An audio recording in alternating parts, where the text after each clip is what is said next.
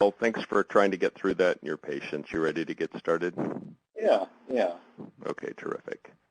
So, Sean, go ahead. Yeah, as long as you can see my name, I guess that will be mostly helpful. So, safe to assume you participated in market research in the past. This won't be the first time, correct, Doctor? I have. I've never had problems. Usually, I got a nice big picture of Sean here. But now you get an exaggeratedly large picture of me, which is just atrocious, yeah. Are you Sean? I am indeed, yes. Okay, Sean. I see you. I guess you can't see me. But... Yep, that'll work. Okay, Doctor. So safe to assume you participated in market research in the past. This won't be the first time, correct? Correct. Okay, very good. So I'll give you the very brief introduction, and we'll go ahead and get started. Need to let you know, of course, that the interview is recorded. As you are aware, all market research interviews are recorded, Doctor, and the sole purpose for recording is so I can go back and listen to the interview again when it's time for me to write my report. Apart from that, the recordings stay with me, and throughout the course of the interview, your identity is held strictly confidential, so please don't use your last name. If you have affiliation with hospitals or delivery networks or anything similar to that, please don't use the name of those institutions either, Doctor, and that will help me uphold your confidentiality. Good. For the recording, Doctor, my name is Sean Wade. I work for Heart and Mind Strategies. Heart and Mind is an independent market research firm. Doctor, I am not an employee of the sponsor of this study. Instead, I'm an independent consultant, the idea being that you can and should feel entirely comfortable being honest, straightforward, even direct throughout the course of our dialogue today. Good thing, Doctor. Any questions before we get started? No, I know. Fantastic. You know the routine. Let's go ahead and begin things by you telling me a little bit about your practice, please. Well, I work at an academic medical center. I do movement disorders. I have been there for 20-some-odd years. And most of my practice is exclusively movement, so no other type stuff. See a lot of patients. Most of what I do, in fact, all I do now is clinical, and see movement patients, which is in the Parkinson's family, botulinum injection, tremors, so pretty much that type of thing all day long. Yep. So can you tell me about how many patients you see during a typical week? Well, since I've cut my practice down to 4 days a week, I've cut obviously 20% down. So probably still with this, probably about 50 patients in those 4 days, roughly. Yep. And of those, could you guesstimate for me how many are Parkinson's patients? At 50 per week, I would say, let's see, probably about half are in at least Parkinson or something similar, yeah, about half, 25 or so. Do me a favor. There's something I don't know a ton about, to confess, and that's the role a movement disorder specialist plays in the treatment of Parkinson's disease, particularly at the diagnostic phase. So what I don't know is how many PD patients you're diagnosing versus being referred to you, and then if they're referred to you, can you tell me, are they all from primary care, or some of them other neurologists? How does that part work? Yeah, sometimes they're from internal medicine. If it's internal medicine, it's usually within our institution. Often other neurologists will refer patients more for second opinions. So we'll see that. And then sometimes patients come in where we actually will make the diagnosis, maybe referred by sometimes a family member or just a friend because they are slower, have tremor, whatever. So it could be family, friend. It could be internist in our group. It could be a local neurologist. A lot of times they come with diagnosis for second opinion, but sometimes, honestly, on the clear blue, they're just not even aware of what they might have, and we actually make the diagnosis. Yeah. Can you guesstimate for me what proportion of the PD patients you see you were the original person to diagnose, and what proportion you were not? I would say probably about, I'd say about only 10% would be the one where I would actually be the very first to do it. Being more referral, we're usually more of a second opinion type of person, not sure, the primary person not sure. when people just come in and say, hey, you've got Parkinson's. Anybody ever tell you that? It's probably a smaller percent, maybe 10%. Well, when they refer patients to you for second opinion, is that for late-stage treatment algorithm? Is that for original diagnosis? Can you walk me through that part? Well, if it's a referral from another neurologist or internist, a lot of times it's second opinions to see what it is. If we get the more advanced patients, a lot of times these are the people in town, usually neurologists, that refer them to us. They may have been following the patient for a while, and then they're more advanced. Things aren't going as well. We might have some studies, brain surgeries, deep brain stimulation. So they're referred to evaluate potential for that, better treatments, studies, surgeries, and the more advanced people. The ones that are just, we're not sure what this is, those are the ones we go for second opinions. For the milder cases, is this Parkinson's or not? Whereas the more advanced is, what can you offer that we can't here? Yeah, well, when you think about the referrals that you get from other neurologists, can you guesstimate for me about what proportion are for confirmation of diagnosis and what proportion are for, so to speak, later stage treatment algorithm potential, like DBS, like deep brain stimulation? Yeah, I would say probably about maybe 15% are for, try to confirm the diagnosis. I would say the majority of them are, other treatments later on in the cycle there. Yeah. So you mentioned DBS, or deep brain stimulation, as one of the modalities that might be these kind of late-stage consultations that you're providing another neurologist. What are the other ones that come to mind, or the most common ones? You mean treatments that we provide? Well, no, we're going to get to that in a minute, so hopefully that wasn't a terrible question. I can understand how a neurologist would refer to a movement disorder specialist for a DBS consult, or, will they benefit from that? Surely there are things other than DBS that prompts late-stage referral. What are the other treatment modalities that you would consider that a neurologist might want consultation on? Yeah, so they would want also, because we see a lot of these patients, so we have a better feel of how to treat them. So usually it's just, our expertise in treating these patients, because they have other things going on. Also, they're referred to see, as I said before, if we have any studies these patients could participate in. Oh, right. So studies, the DBS, but probably mostly, or at least a good part of it, is our management of their treatment. Because we're just so do that all the time. People around here that send us are good people, but we do this all the time, so we have a little better feel for these patients, particularly as they're having other issues, memory, hallucinations, and so forth. Yeah. Okay, I'm going to try to use that as a segue. It'll no doubt be awkward, but why don't I tell you a little bit about what I want to talk with you about today specifically, and then we'll start that to kind of make up for a little bit of tech time here. What I want to talk with you about, I guess broadly speaking, are kind of some of the somewhat later stages of Parkinson's disease. Right. The period of time once patients may not be getting uniform benefit from their levodopa treatment. That is to say, and I don't want to insert too much vocabulary here, hence my struggle. Dyskinesia and off.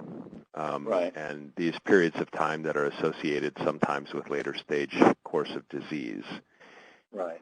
With an eye toward talking about, what you feel may be missing in the category, and if nothing is missing, what treatments are most effective and why, specifically how you might use them, given that they can be used in different ways, different combinations, different doses, and so on and so forth. So later stages, as you said, dyskinesia, so-called off, but you can also see them, more of the mild, moderate type stages too. But we're bothered, or patients are bothered by other things that we often have to try to discuss with them. We'll get back to dyskinesia and all that, but other things that we would deal with would be things like falling, freezing of gait, hallucinations, cognitive decline. This is what we see a lot of in the later stages, which is much harder to treat. The dyskinesia, we deal with by trying to alter the dose of the levodopa, cut it down a little bit, maybe more frequently. If they're on combination levodopa tablets, get rid of the combination. Try them on amantadine for dyskinesia. That's what we would do. And then the off times, assuming there's nothing else with it, is you kind of push the medications a little closer together. A lot of different drugs to try the COMT inhibitors, the other drug, the adenosine receptor antagonist, and the O inhibitor. So that's a little easier to deal with if they don't have any other issues, cognitive decline and so forth. So it's kind of our bread and butter is dealing with these offs and dyskinesia, but that's not always, I should say, the biggest problem with the patient.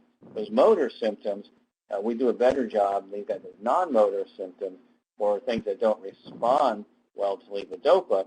That's where the issues come in. I'm just taking a note. Thank you for that.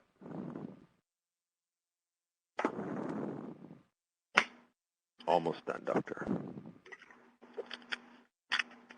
That was a really interesting way of putting it, that it's not the motor symptoms that are the struggle. So I'm going to head back to that in a moment because I want to talk about the stuff then that isn't as much of a struggle, e.g. motor symptoms. And you mentioned a number of classes of treatments from COMT to MAO and amantadine. Right. So can you kind of, as it relates to then, and the way that you phrased it as, as dyskinesia, I thought was kind of interesting because I don't know about, for a movement disorder specialist, how much the dyskinesia at this point is part and parcel of off or not. Well, dyskinesia is a peak. So they take the medicine, the levodopa, typically, and they've got too much. They've gone above.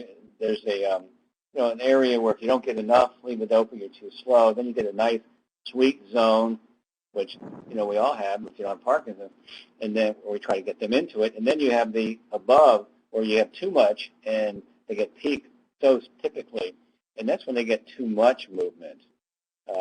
So we try to adjust the best we can so they don't have that. It doesn't. This day and age, it's not. In most patients, we have.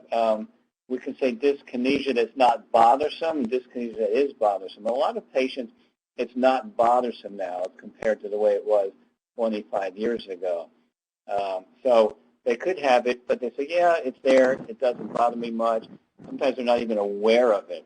So dyskinesia is not a major thing now, although in some patients, but a small minority, it is fairly significant, but not like it used to be. With the way things have evolved with treatment. So although there and noticed, and I always, patients sometimes don't know what it is, I'll say like Michael J. Fox, you ever watch him on television? He gets the extra movement, then they know what I'm talking about. But that's, like I said, that's not a big factor in a lot of patients. They do have it, it's very common, but in a lot of the patients, it doesn't really affect them too much as opposed to other things. Yep. Well, that was good. I'm going to make things a little bit easier to deal with now that we can think about often dyskinesia kind of as a relationship as opposed to separate entities at this stage, which is really important. Can you tell me a little bit about how it is that you manage either off or dyskinesia such that, as you kind of described it, it's not the same kind of problem it used to be 25 years ago? Can you walk me through that? Yeah, so the dyskinesia, the first thing I ask is, do you have it? And the patients may say, no. maybe a spouse or somebody with them says, well, I noticed this, they move their leg a little bit and so forth. The patient's not aware of it. Or they say no, and I see them in clinic, and they have it. So the first thing is it bothersome to you? If they haven't, if they say, I have dyskinesia, but it's not bothersome, then, I leave it alone because it doesn't interfere with anything. It doesn't affect their quality of life. If it does bother them, then, we try to work around, like I said before, maybe lower the dose of levodopa. If they become too slow, add other drugs, dopamine agonist drugs, stuff like that to make up the loss of dopamine. The amantadine we mentioned before. And so, again, if it's not too bothersome, we don't do anything.